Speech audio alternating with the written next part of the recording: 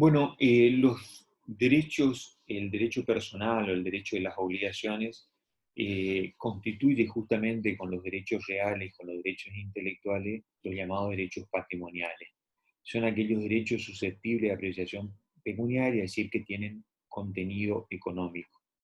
En un primer momento se trató de asimilar las obligaciones con los derechos reales, decían de que en realidad uno era una subespecie de la otra. Y así se elaboraron dos teorías que eran teorías monistas, monistas realistas o monistas obligacionistas, donde una trataba de justificar de que la otra era una subespecie de la obligación. Teorías que han sido totalmente desestimadas. Hoy la posición que predomina es la teoría dualista, donde existen diferencias importantes entre lo que es el derecho real y el derecho personal. Prueba de ello es la metodología que daba Vélez Sarsfield y que da este nuevo Código Civil y Comercial. En el Código de Vélez Sarsfield las obligaciones estaban en el libro segundo y los derechos reales en el libro tercero. Acá, en este nuevo código, las obligaciones están tratadas en el libro tercero y los derechos reales en el libro cuarto. ¿Por qué? Porque las diferencias entre una y otra son bien marcadas. La primera diferencia deriva del concepto de derecho real, que es una relación directa e inmediata que existe entre una persona y una cosa, como por ejemplo el derecho de propiedad. En el derecho personal, en las obligaciones, no hay una relación directa e inmediata entre una persona y una cosa, porque el acreedor no se puede apoderar de manera inmediata sobre la prestación. No, lo tiene que hacer a través del requerimiento que le hace al deudor para que cumpla con esa obligación. Entonces la relación no es inmediata, sino mediata. Los derechos reales hay dos elementos: el titular del derecho, que es el acreedor, y la cosa, sobre la que recae el derecho. En el derecho personal hay tres: el sujeto activo, acreedor; el sujeto pasivo, deudor; y el objeto, la prestación. La otra diferencia, la que vimos hoy: el derecho real es absoluto, se ejerza erga omnes contra todo, como le di el ejemplo del derecho de propiedad, y los derechos personales son relativos porque se ejercen contra el deudor o contra los deudores si la obligación es una obligación de sujeto plural. Después los derechos personales, que otra de las características que vimos es atípico, entonces son de carácter ilimitado porque las partes en virtud del ejercicio de la autonomía de la voluntad pueden crear obligaciones. Los derechos reales no. Están expresamente determinados en el Código Civil y Comercial cuáles son los derechos reales en el artículo 1887. Y la enumeración que hace es una enumeración de carácter taxativa. Los derechos personales no están desprovistos de formalidad alguna, en cambio los derechos reales no. Sobre todo si se trata de la venta de un bien inmueble, tiene que ser hecha por escritura pública, tiene que darse la tradición y la posterior inscripción en los registros pertinentes.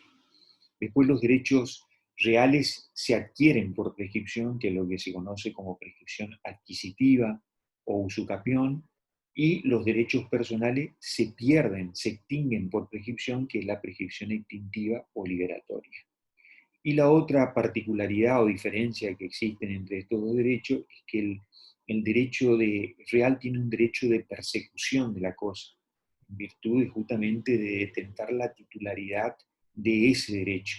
Yo ejerzo la persecución, que es el jus persequendi, sobre la cosa, y por medio de una acción real que se llama acción reivindicatoria, yo recupero esa cosa que no existe en los derechos reales.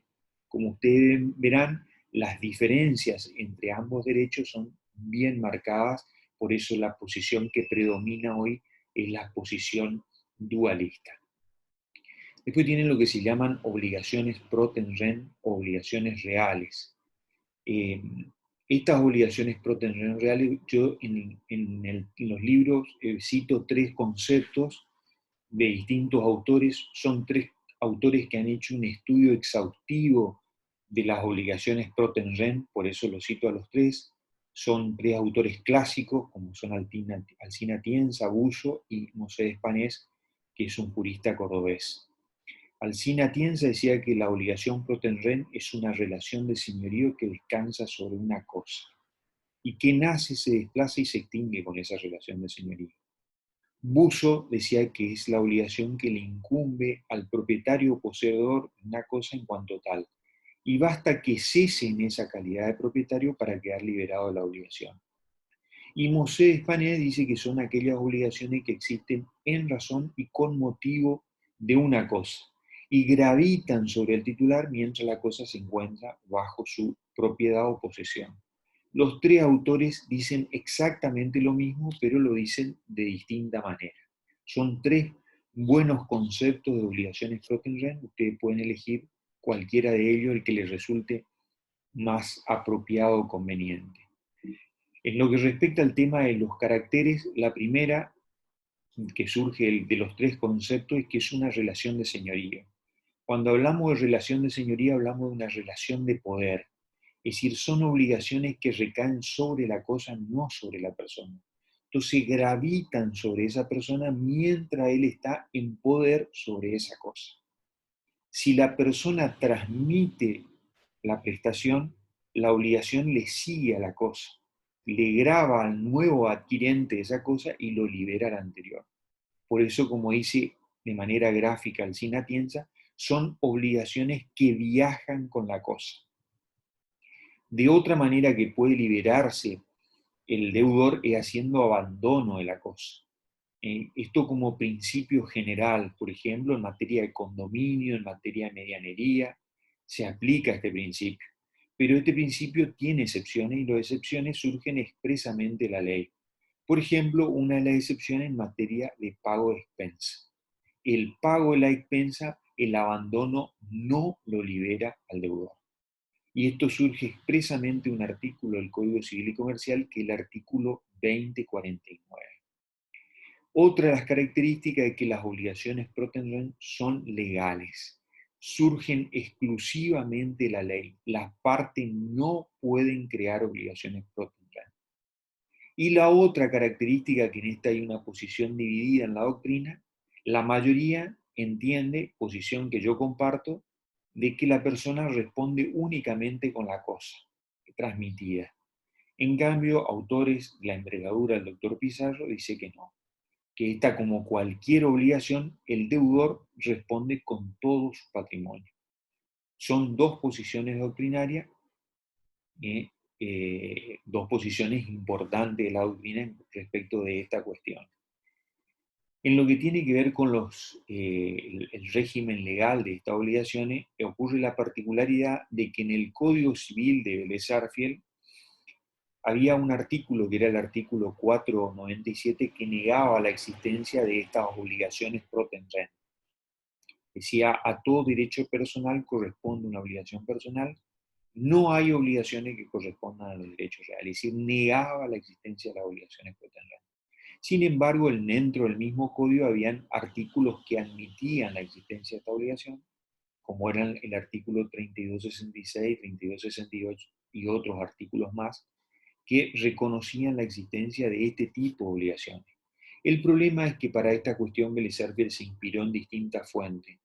Para el 497 se inspiró en el esbozo de Freita, que negaba la existencia de las obligaciones, y para los otros artículos se inspiró en la doctrina francesa, específicamente en Sachary, que admitía la existencia de las obligaciones Protenren. Entonces la doctrina se preguntaba, ¿existían obligaciones Protenren en nuestro derecho, es decir, durante la vigencia del Código Civil de Vélez Sarsfield? Sin lugar a duda que sí. El código estaba plagado de supuestos de obligaciones Protenren. ¿Qué es lo que hace el nuevo Código Civil y Comercial? A mi criterio, al criterio de gran parte de la doctrina, le da categoría jurídica a las obligaciones Protenren.